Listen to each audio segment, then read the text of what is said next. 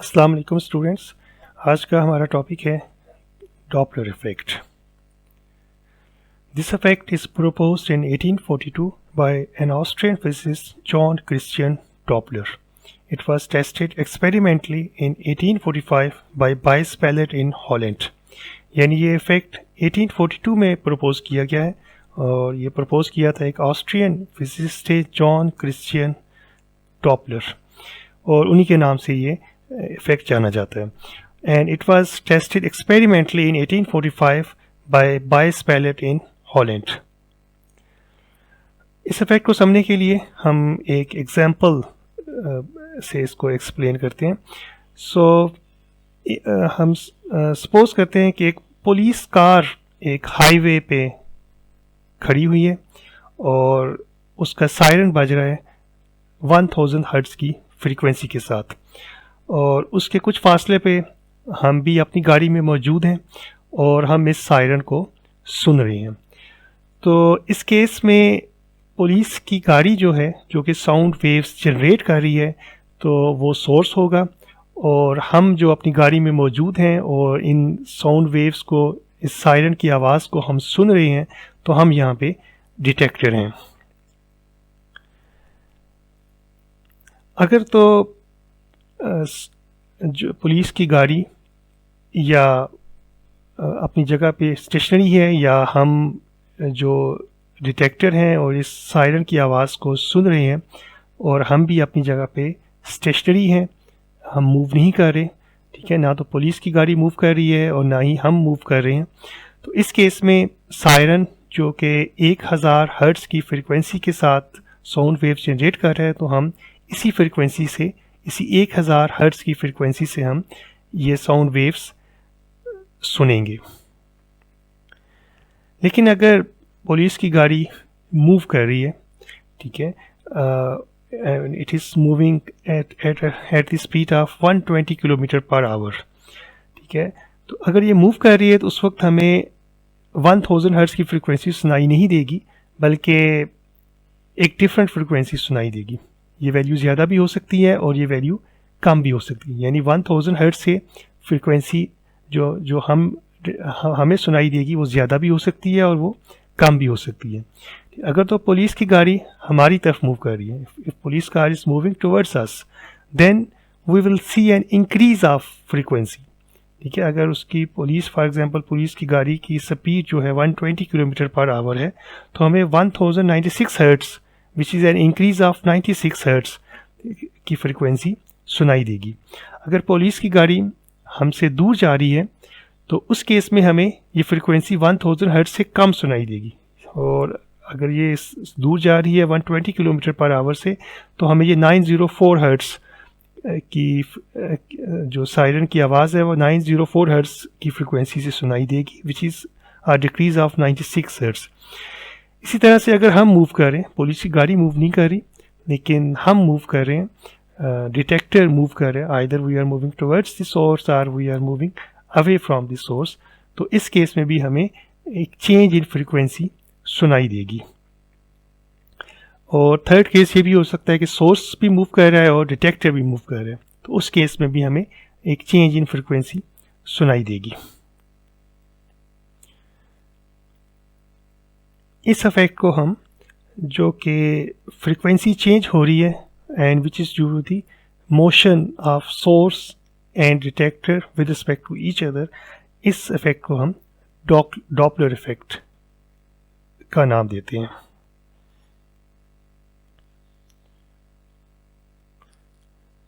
Doppler effect सिर्फ sound waves पे ही एप्लीकेबल नहीं है बल्कि ये तमाम किस्म की वेव्स के लिए एप्लीकेबल है। फॉर एग्जांपल ये इलेक्ट्रोमैग्नेटिक वेव्स के लिए भी एप्लीकेबल है। For example it is applicable to the microwaves, radio waves and also to the visible light.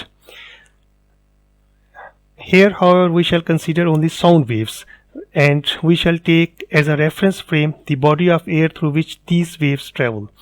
ठीक है, यहाँ पे हम सिर्फ साउंड वेव्स की एग्जांपल से इस इफेक्ट को हम समझेंगे। This means that we shall measure the speed of a source of sound waves and the detector of those waves relative to that body of air. हम सोर्स S या source को हमने यहाँ पे S से डिनोट करेंगे और detector को हम D से डिनोट करेंगे, और इनकी मोशन को हम air with respect to air frame of reference से हम इसको कंसीडर करेंगे। ठीक है, इनकी जो भी हम स्पीड्स लेंगे वो हम air with respect to air हम इसको कंसीडर करेंगे। So we shall assume that S and D move either directly towards or directly away from each other at speeds less than the speed of sound. If either the detector or source is moving or both are moving, the emitted frequency F and the detected frequency F is related by this formula. Doppler effect का general expression हम इस तरह से लिख सकते हैं। ठीक है, अगर सोर्स मूव कर रहे हैं या डिटेक्टर मूव कर रहे हैं, ठीक है, और जो सोर्स जो फ्रीक्वेंसी जनरेट कर रहे हैं उसको हमने F से डिनोट किया, ठीक है, और जो फ्रीक्वेंसी डिटेक्टर के एंड पे डिटेक्ट हो रही है उसको हमने F प्राइम से डिनोट किया। V हमने डिनोट किया है स्पीड ऑफ द साउंड को, स्पीड ऑफ द एयर को हमने यहाँ पे speed of the sound in air को हमने यहाँ पे V से डिनोट किया। Vd is the speed of the detector and Vs is the speed of the source. ठीक है, यानी यहाँ पे जो speed of sound in air है उसको हमने V से डिनोट किया। Vd जो है वो डिटेक्टर की स्पीड है और Vs यहाँ पे सोर्स की स्पीड है। यहाँ न्यूमरेटर और डिनोमिनेटर में आप देख सकते हैं कि यहाँ पे प्लस और माइनस दोनों साइन मौजूद हैं। So the choice of plus और minus signs is set by this rule. So when the motion of detector और source is towards the other, the sign on its speed must give an upward shift in the frequency. When the motion of the detector और source is away from each other, the sign on its speed must give a downward shift in the frequency. यहाँ पे हम ये वाला rule follow करेंगे, plus sign use करना है या माइनस साइन यूज़ करना है, तो हम इस रूल को यहाँ पे फॉलो करेंगे कि if the motion of either detector or the source is towards each other, then the change in frequency, there will be an upshift in the frequency.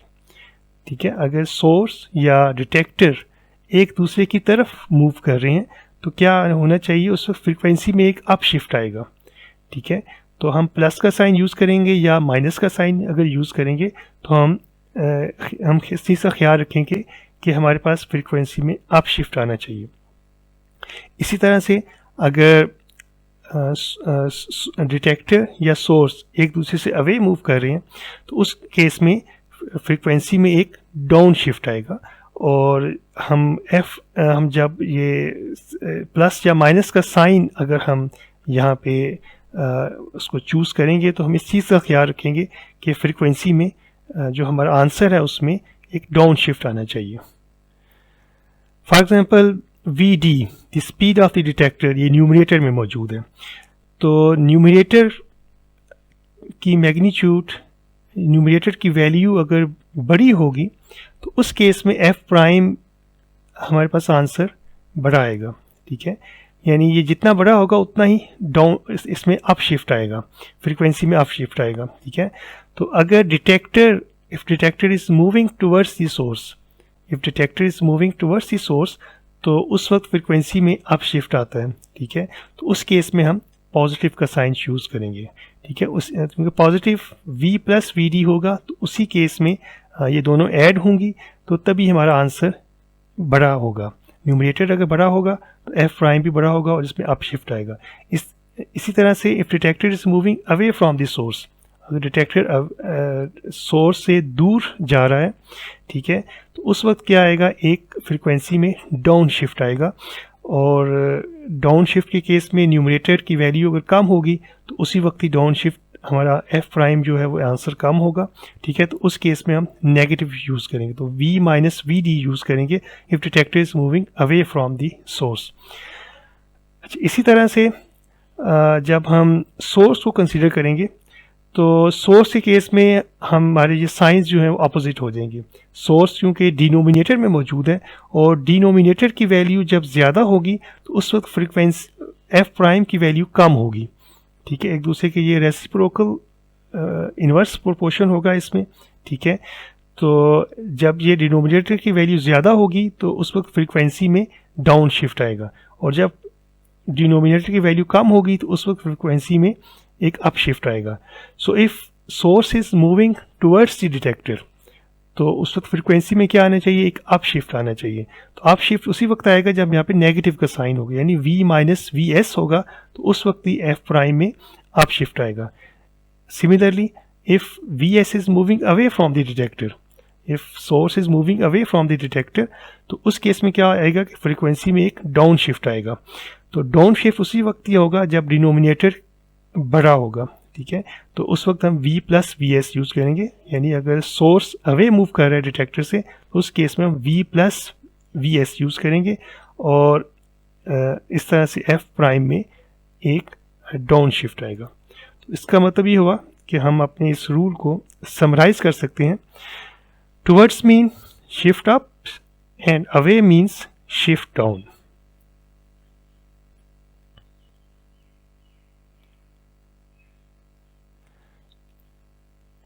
इस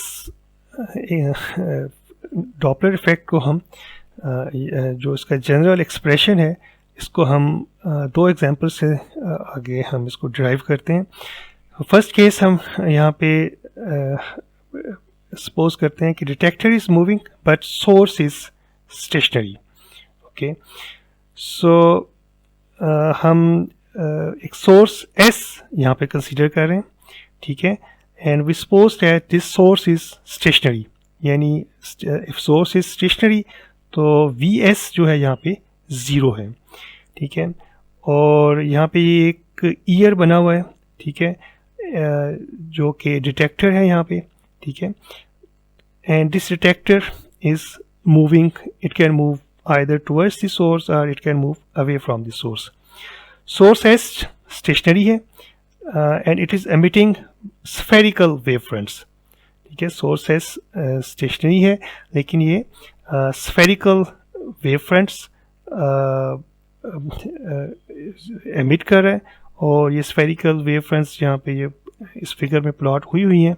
ठीक है, और टू कंसेक्टिव spherical के दरमियान जो डिस्टेंस है दैट इज 1 वेवलेंथ, यानी दो कंसेक्टिव वेव फ्रंट्स के दरमियान जो डिस्टेंस है उसको हमने लैम्डा से डिनोट किया हुआ है, और ये वेव फ्रंट्स मूव कर रहे हैं विद फ्रीक्वेंसी ऑफ साउंड। ये फ्रीक्वेंसी ऑफ साउंड के साथ, स्पीड ऑफ द साउंड के साथ ये वेव फ्रंट्स मूव कर रहे हैं towards detector. So let's we suppose that the detector is stationary. हम कुछ लम्हात के लिए ये हम सपोज करते हैं कि डिटेक्टर जो है वो स्टेशनरी है। सो अगर डिटेक्टर स्टेशनरी है तो इन time t the wave fronts will travel A distance vt। ठीक है, हम जानते हैं कि डिस्टेंस s इक्वल्स vt से हम जो टाइम t में, इन time t the wavefronts move to the right are distance vt.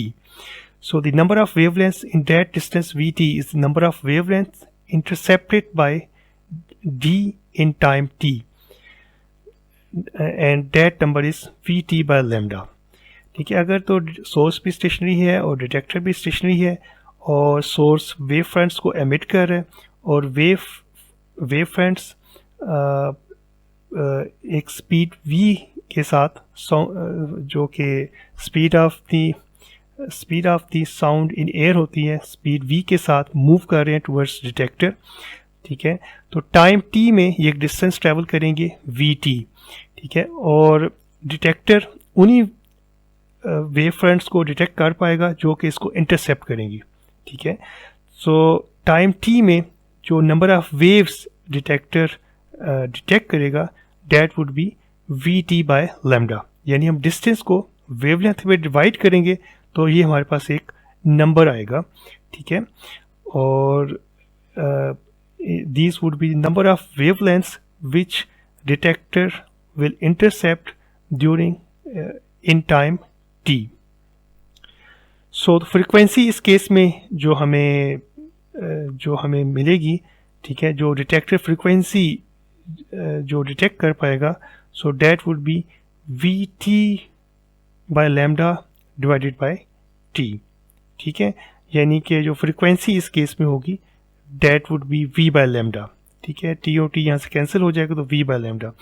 तो इस केस में क्योंकि सोर्स भी स्टेशनरी है और डिटेक्टर भी स्टेशनरी है, ठीक है, और जो हमें फ्रीक्वेंसी डिटेक्ट हुई है, सो जो सोर्स जो फ्रीक्वेंसी जनरेट कर रहा है वही फ्रीक्वेंसी जहाँ पे हमें डिटेक्ट हुई है। तो इस केस में कोई ना तो फ्रीक्वेंसी में अप शिफ्ट आया और ना ही फ्रीक्वेंसी में डाउन शिफ्ट आया है।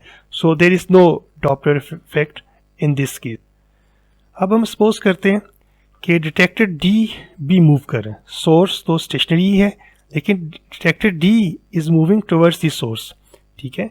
अब देखें वेव फ्रंट्स भी मूव कर रही हैं जो कि वेलोसिटी v के साथ मूव कर रही हैं, और डिटेक्टर भी मूव कर रहा है और डिटेक्टर की जो वेलोसिटी है वो वी डी है, ठीक है।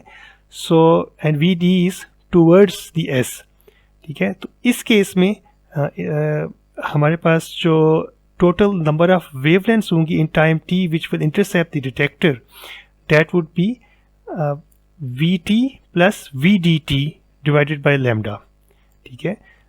यहाँ पे दो डिस्टेंस कवर हो रहे हैं, ठीक है। एक तो ये वेव फ्रंट्स जो कवर कर रही हैं, ठीक है, जो कि डिटेक्टर की तरफ है जा रही हैं, और दूसरा ये डिटेक्टर भी मूव कर रहा है टुवर्ड्स एस, ठीक है। तो यहाँ पे हमें वी टी के साथ फिर एक और फैक्टर वी डी टी जो डिस्टेंस डिटेक्टर कवर कर रहा है उसको भी साथ में हमें ऐड करना पड़ेगा, ठीक है। यानी ये हम अगली स्लाइड में if D moves towards S, ठीक है, अगर डी एस की तरफ मूव करते हैं, so then in time T the distance moved by the wave fronts relative to D is V T plus V D T. तो इस केस में जो टाइम टी में टोटल डिस्टेंस कवर्ड होगा वो V T plus V D T होगा, ठीक है। वी टी वो वाला डिस्टेंस है जो कि वेव फ्रंट्स कवर कर रही हैं, ठीक है, और वी डी टी वो वाला डिस्टेंस है जो कि डिटेक्टर कवर कर रहे हैं इन time T. So number of waves which are intercepted by detector during this time t would be vt plus vdt divided by lambda. So the number of wavelengths in this relative distance vt plus vdt is the number of wavelengths intercepted by d in time t. So that is vt plus vdt divided by lambda. So the rate at which d intercepts wavelength in this situation is the frequency f prime given by, तो हमारे पास जो frequency detector पे detect होगी तो उसका हमारे पास answer आ जाएगा। वी टी में हम एक और टर्म हमने ऐड की है वी डी टी, ठीक है, और हमारे पास आंसर आएगा v plus V D divided by lambda. So अगर हम जानते हैं कि लैम्डा जो होता है that is V over F होता है, ठीक है। तो अगर हम इसकी वैल्यू इसके अंदर पुट कर दें लैम्डा की बजाय, तो हम लैम्डा वी ओवर एफ भी इसके अंदर पुट कर दें तो we will reach this formula F V plus V T divided by V, ठीक है। यानी अगर डिटेक्टर मूव कर रहा है टुवर्ड्स द सोर्स, ठीक है, टुवर्ड्स मूव कर रहा है, तो इसमें एक अप शिफ्ट आना चाहिए फ्रिक्वेंसी में, ठीक है, जो एफ प्राइम फ्रिक्वेंसी जो डिटेक्ट होगी, so that is F V plus V T divided by V, ठीक है, और न्यूमरेटर में पॉजिटिव का साइन आ रहा है।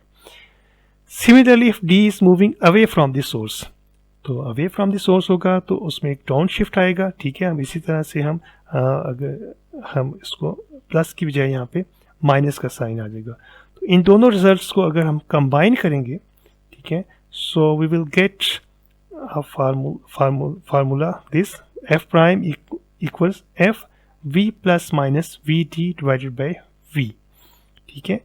यानी कि हमने जो डॉपलर इफेक्ट का जो फर्स्ट पार्ट है उसके लिए हमने, डिटेक्टर के लिए हमने ये फार्मूला, अगर डिटेक्टर मूव कर रहा है और सोर्स स्टेशनरी है, उसके लिए हमने ये फार्मूला डिराइव कर लिया है। इसी तरह से हम दूसरा केस डिस्कस करते हैं जिसमें हम ये सपोज करते हैं कि source is moving and detector is stationery. पिछले केस में हमने डिस्कस किया था कि सोर्स स्टेशनरी था और डिटेक्टर मूव कर रहा था, लेकिन यहाँ पे हम डिटेक्टर को हम सपोज करेंगे कि वो स्टेशनरी है जबकि सोर्स मूव कर रहे हैं। ठीक है, उसी फिगर में थोड़ी सी हम मॉडिफिकेशन करेंगे। ठीक है, यहाँ पे वी डी को हमने जो कि वेलोसिटी ऑफ द डिटेक्टर है उसको हमने 0 सपोज करेंगे। ठीक है, जबकि सोर्स जो है, सोर्स मूव कर रहा है towards the detector and its speed is vs। अच्छा, वहाँ पे ये W1 W2 ये वेव फ्रंट्स को हमने यहाँ से डिनोट किया हुआ है। ठीक है, तो लास्ट केस में हमने सपोज किया था कि W1 और W2 कोई से भी दो कंसेक्टिव वेव फ्रंट्स में जो डिस्टेंस है दैट इज लैम्डा। जो सेपरेशन है between two consecutive wavelength, separation between two consecutive wave fronts is lambda. ठीक है, 1 वेवलेंथ। ठीक है, लेकिन इस केस में जब सोर्स मूव कर रहा होगा, source is moving towards the detector और अवे फ्रॉम द डिटेक्टर, तो इस केस में जो सेपरेशन है बिटवीन W1 एंड W2 वो लैम्डा नहीं होगी बल्कि चेंज हो जाएगी। तो उस चेंज लैम्डा को हमने लैम्डा प्राइम से डिनोट किया हुआ है।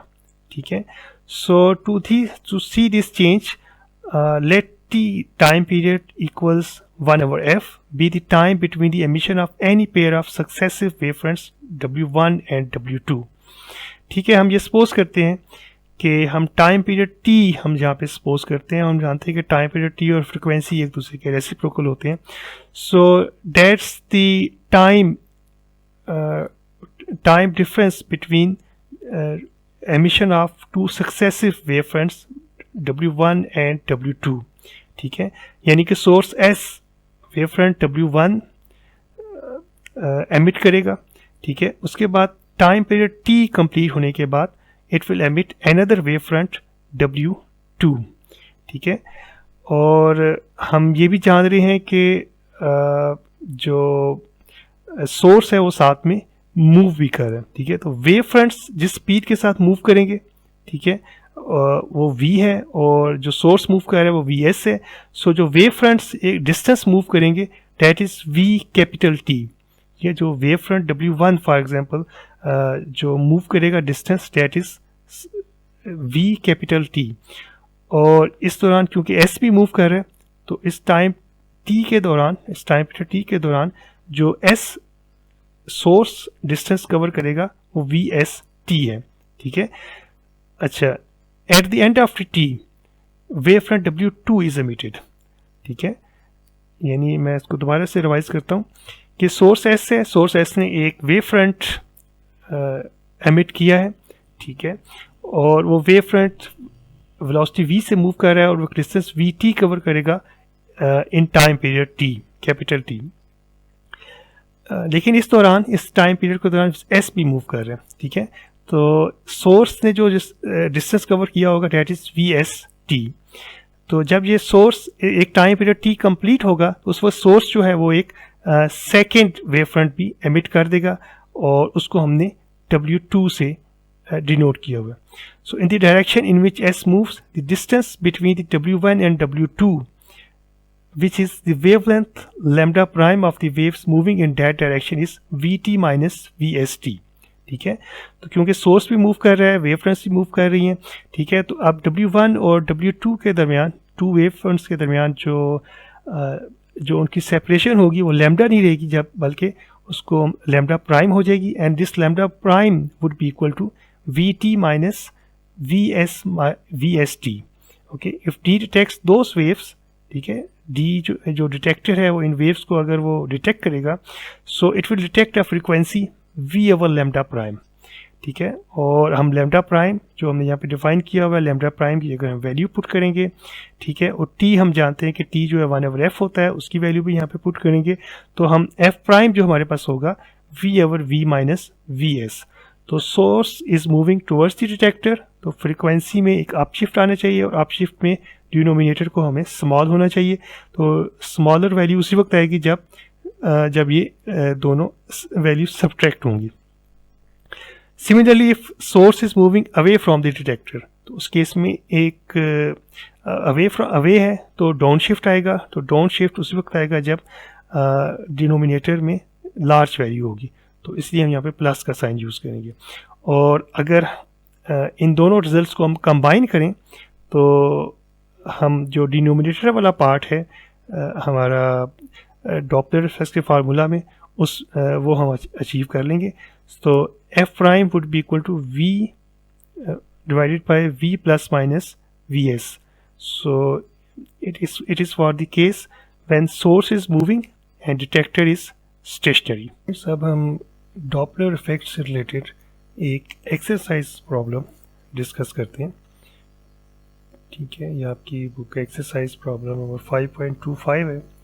An aircraft flying on a level course transmits a signal of 3 × 10⁻⁹ Hz, which is reflected from a distant point ahead on the flight path and received by the aircraft with a frequency difference of 15 kHz. What is the aircraft speed? So एक aircraft है, ठीक है, और वो एक signal generate कर रहा है जिसकी फ्रीक्वेंसी है हमारे पास 3 × 10⁹ हर्ट्स, ओके। और जो हमें ये जो चेंज इन फ्रीक्वेंसी के साथ वो किसी भी डिस्टेंट पॉइंट से रिफ्लेक्ट बैक होकर सिग्नल वापस एयरक्राफ्ट पे आके डिटेक्ट हो रहा है, ठीक है। तो जो चेंज इन फ्रीक्वेंसी आ रही है यानी डेल्टा एफ जो आ रहा है डेट इज 15 kHz, ठीक है। तो यानी इसको हम पहले इसकी स्टेटमेंट को समझ लें, ठीक है। हमारे पास एक एयरक्राफ्ट है, ठीक है,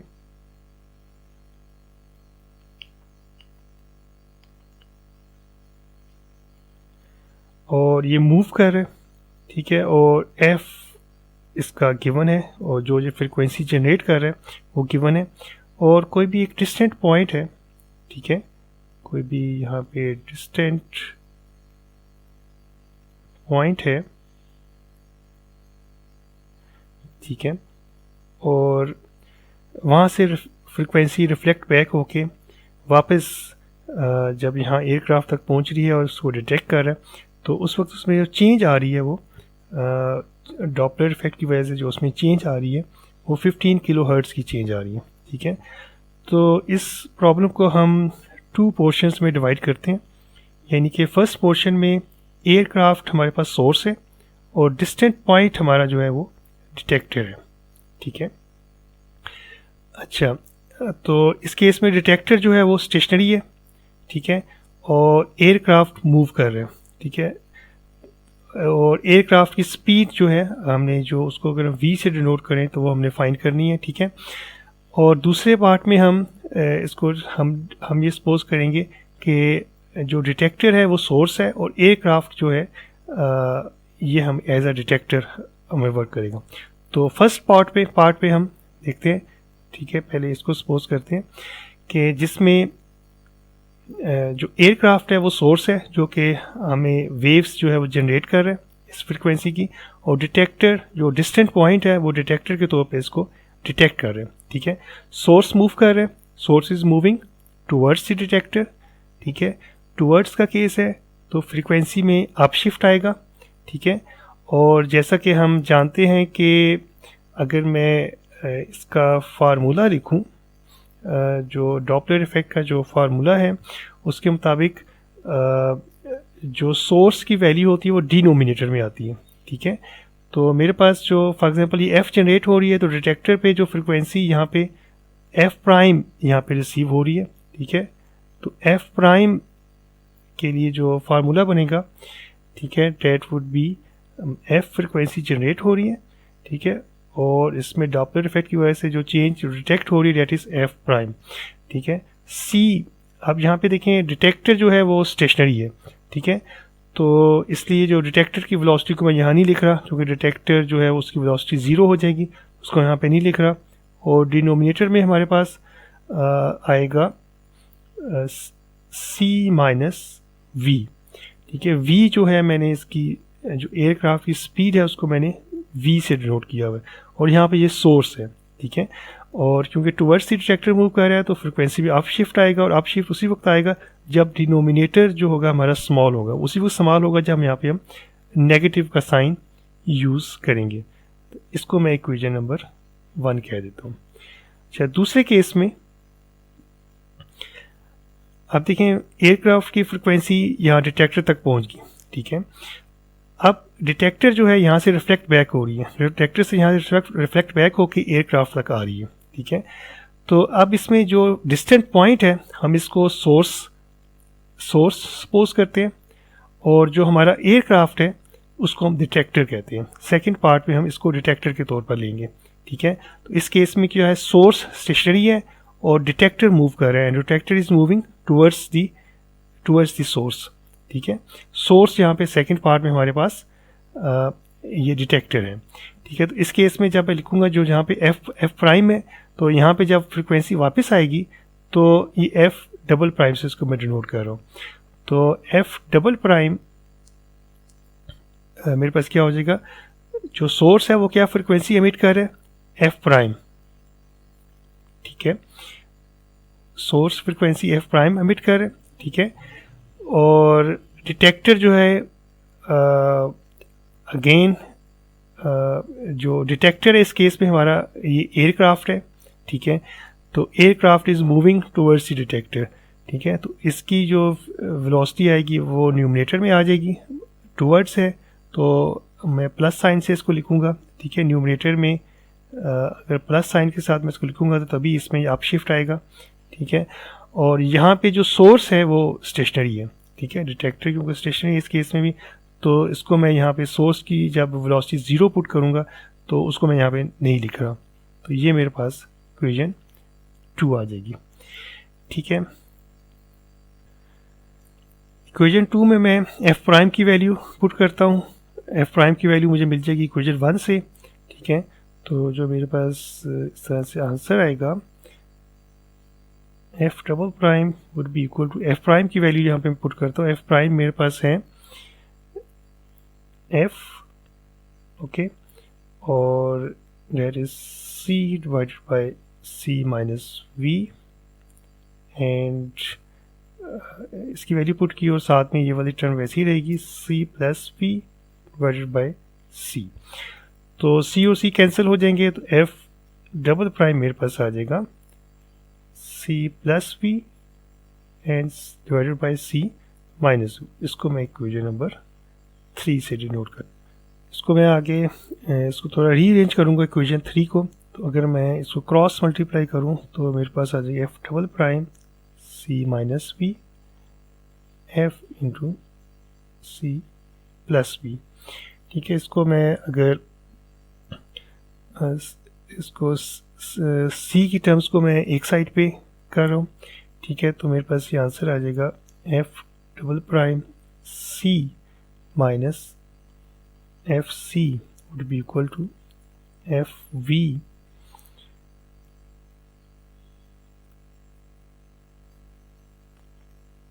plus F double prime V. तो सी को अगर मैं यहाँ से कॉमन ले लूँ, ठीक है, तो सी मेरे पास आ जाएगा F double prime minus F equals to, यहाँ से वी को मैं कॉमन ले सकता हूँ, F plus F double prime. तो मेरे पास आ जाएगा V would be equal to C F double prime minus F divided by F double prime plus F. इसको मैं इक्वेशन नंबर 4 से डिनोट, लेकिन हम जानते हैं कि F double prime minus F जो है वो हमारे पास, यानी कि जो इनिशियल फ्रिक्वेंसी एफ है और जो डिटेक्ट हो रही है आगे से रिफ्लेक्ट बैक होके एफ डबल प्राइम है, जो इनका जो डिफरेंस है उसको हमने डेल्टा एफ से लिखा हुआ है, यानी F double prime minus F जो है हमारे पास वो डेल्टा एफ है। तो इसको मैं यहाँ पे पुट करता हूँ, ठीक है। और एक तो मैं f, so I will use here f double prime minus f as delta f, and from here I know that f double prime would be equal to delta f plus f। तो इन values को मैं अपनी equation 4 में put कर देता हूँ, तो v मेरे पास आ जाएगा c, और इसको मैंने डेल्टा f से डिनोट किया हुआ है, और f डबल प्राइम क्या है मेरे पास डेल्टा एफ प्लस एफ, और साथ में एफ एक और है, तो मेरे पास ये आ जाएगा answer c into delta f divided by delta f plus 2f। तो इसमें जब हम अपनी वैल्यूज पुट करेंगे, डेल्टा एफ हमें नोन है, सी जो है वो स्पीड ऑफ लाइट है वो भी नोन है, और एफ की वैल्यू भी हम जब इसमें पुट करेंगे तो हमारे पास ये v की वैल्यू आ जाएगी, और v क्या है हमारे पास the speed of the aircraft हमारे पास आ जाएगी इस तरह से। स्टूडेंट्स, डॉपलर इफेक्ट से रिलेटेड एक और प्रॉब्लम हम डिस्कस करते हैं। A bat is flitting about in a cave navigating via ultrasonic bleeps। Assume that the sound emission frequency of the bat is 39,000 Hz. During one fast swoop directly towards a flat wall surface, the bat is moving at 0.025 times the speed of sound in air. What frequency does the bat hear reflected off the wall? देखिए एक bat है वो sound waves generate कर रहे हैं, ठीक है। For example that's my source which is a bat and that is generating sound waves with frequency 39,000 Hertz. Okay, and it is also moving, the bat is also moving, and its speed is, if I denote it with Vs, speed of the source, so its speed is 0.025 that of the speed of sound in air, ठीक है। so v is here the speed of sound in air, so it is generating frequencies, so and these frequencies are reflected from the wall and coming back again to the bat, and bat hear the frequency and we need to find that frequency। so यहाँ wall पे ये पहुँचेगी, wall पे जो frequency detect होगी उसको F prime, और जब दोबारा बैट तक पहुंचेगी तो उसको हमने एफ डबल प्राइम, और एफ डबल प्राइम हमने फाइंड करना है, ठीक है। हम इसको उसी तरह से दो पोर्शंस में हम इस प्रॉब्लम को डिवाइड कर लेते हैं। तो फर्स्ट पोर्शन में क्या होगा कि बैट सोर्स है हमारे पास और वॉल जो है वो डिटेक्टर है। सोर्स मूविंग है, मूव कर रहा है, और जो वॉल है वो या जो डिटेक्टर है हमारा वो स्टेशनरी है, ठीक है। तो यहाँ पे हम डॉपलर इफेक्ट का फार्मूला यूज़ करते हैं, ठीक है। So we want to find the frequency f prime which is detected at the wall. So f prime से हम नोट करेंगे और जो फ्रीक्वेंसी जनरेट हो रही है डेट इज़ एफ, ठीक है। डिटेक्टर हमारा स्टेशनरी है, जो न्यूमरेटर में डिटेक्टर की वेलोसिटी को मैं 0 पुट करूँगा, ठीक है, तो यहाँ पे सिर्फ v रह जाएगा, और डिनोमिनेटर में सोर्स है, so that would be v minus V S, ठीक है।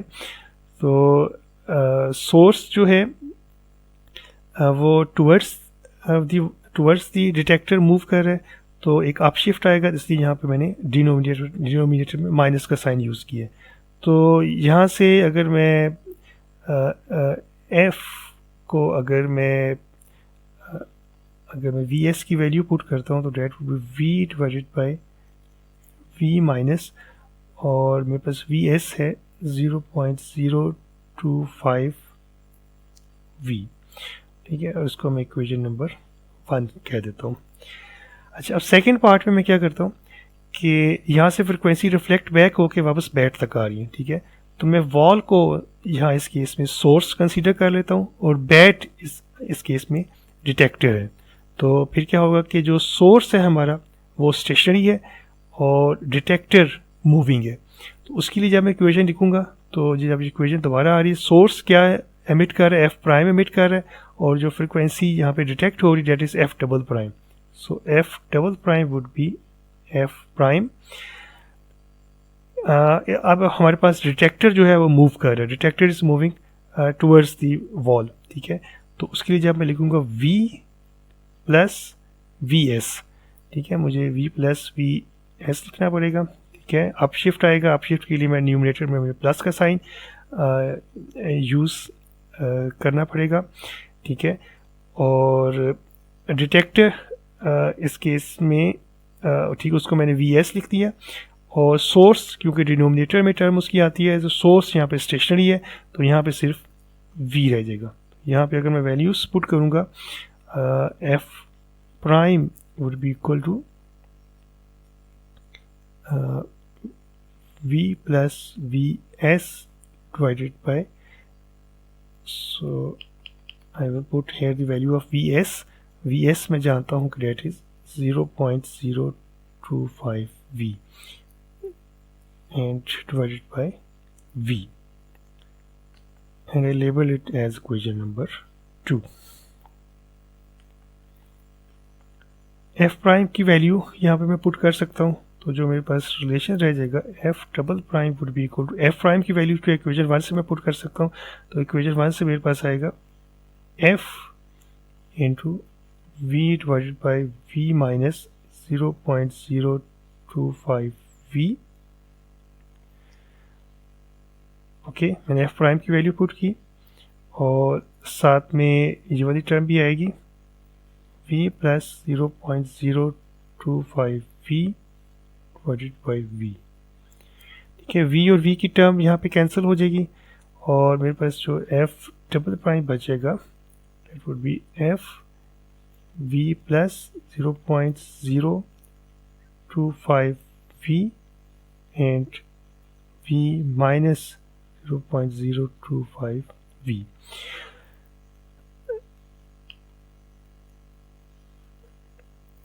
अब इस इक्वेशन में मैं यहाँ पे v को मैं कॉमन ले सकता हूँ न्यूमरेटर में से भी और डिनोमिनेटर में से भी, और फिर v यहाँ पे कैंसिल हो जाएगा।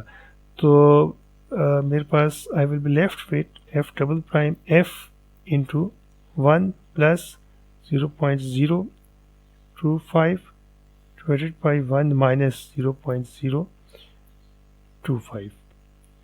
ओके, सो इस तरह से f की वैल्यू गिवन है। ठीक है, f 39,000 हर्ट्स गिवन है। ठीक है, तो f डबल प्राइम मेरे पास आ जाएगा f prime is 39,000 hertz and then 1 plus 0.025 and 1 minus 0.025। Answer मेरे पास आ जाएगा 4.1 into 10 to the power 4 hertz.